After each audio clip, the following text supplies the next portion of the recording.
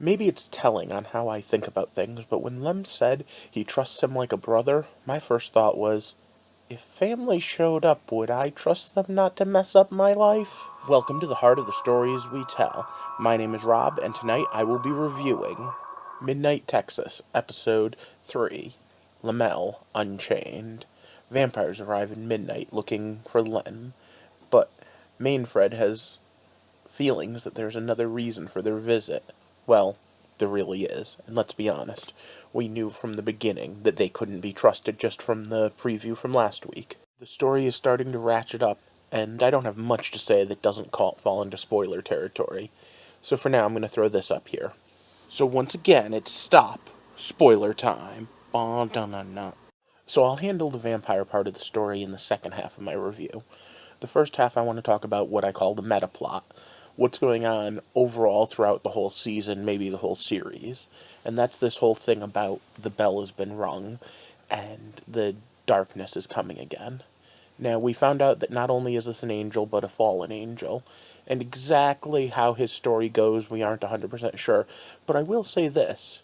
It's intrigued me time and time again. The actor's doing a good job of it, and this part of the writing is solid. Him and the Reverend have been talking, and they have this whole conversation in the church about whether to stay or whether to fight. And it's all done rather well, and of course will play out throughout the season as we figure out exactly what's going on. The Reverend did say something interesting, though. When he shifted, he felt a hunger the way he never has before, like it's getting harder to control themselves. Now, that plays out later within the whole vampire story and is part of what ties the themes together as we go through the episode. But overall, I think tonight was a really good one. Better than have been before. In fact, this one might have actually sold me on the series. Starting right off the bat with the vampires coming in, but then focusing more on our psychic friend when he has to fight off the vampire. I loved the whole, it's a pencil, you have to pierce the heart. One of my big problems with vampire stories in general is how easy it is to stake someone in the heart. I want you to think about how much work it would take for you to pierce someone's chest and rib cage and get into their heart. The inevitable betrayal was not hard to see coming, although I have to admit they really very forecast it with the whole let's just have one last shot thing. And you know what? The idea of poisoning a vampire with liquid silver in their blood is a pretty cool one. In fact, one that we had played with not too long ago in a live-action role-playing game that I used to play.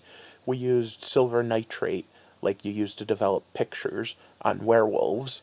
But much like the stake through the heart or the decapitation, at the end of the day, if you have silver in your blood, you're pretty much dead no matter what you are.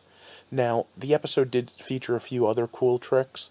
I personally already knew the silver bullet thing was coming, but it was a nice touch. But then came that light ray thing, and the discussion that always bugs me. Science and magic, are they one and the same?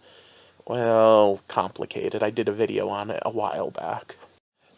But they handled it pretty well. And you know what? I have to say, at the end of the day, if you're saying gobbledygook that's fake science or gobbledygook that's fake magic, I guess it's not that big of a difference.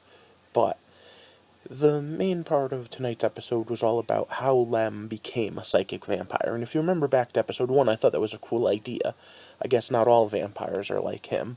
He's specific because he got cursed by a gypsy to have a soul. No, that was Angel. Yeah, that was Angel. Huh.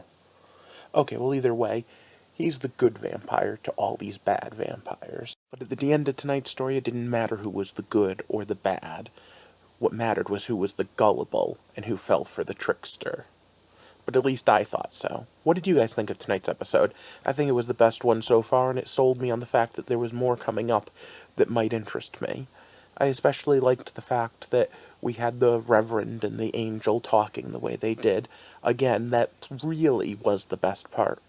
I'm still thinking that there's a little bit of woodenness in some of the actors. I think that some of the scenes are a little cheesy, and that the special effects are still needing one more notch up. But overall, the story is there. And after all, we're not the heart of the special effects here, and we're not the heart of the acting quality here. We're the heart of the stories we tell.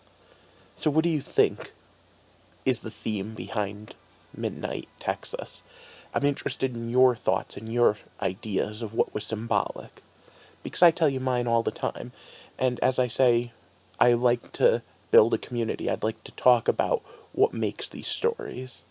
And of course, if you haven't already, hit that like button and share this video.